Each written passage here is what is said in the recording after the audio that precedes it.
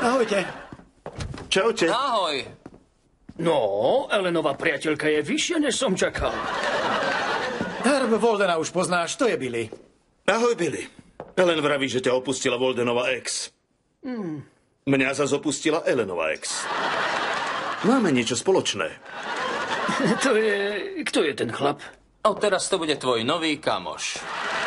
Herb je najnovšia obeť Juditinho tvrdého útoku na mužské pokolenie. To znie presne ako typ chladnej ženskej, s ktorou si vždy začnem. Je voľná? Psychicky nie. A fyzicky je dostupná 2-krát ročne. 2-krát? Na narodeniny a Valentína. To áno, narodeniny mám na Valentína.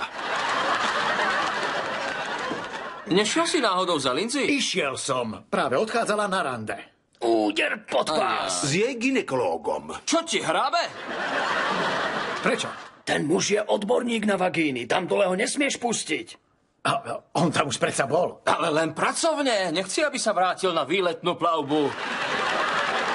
Mohol by jej podvozok rozmontovať a poskladať s páskou na očiach. Ty nedokážeš poskladať ani poličku z IKEA.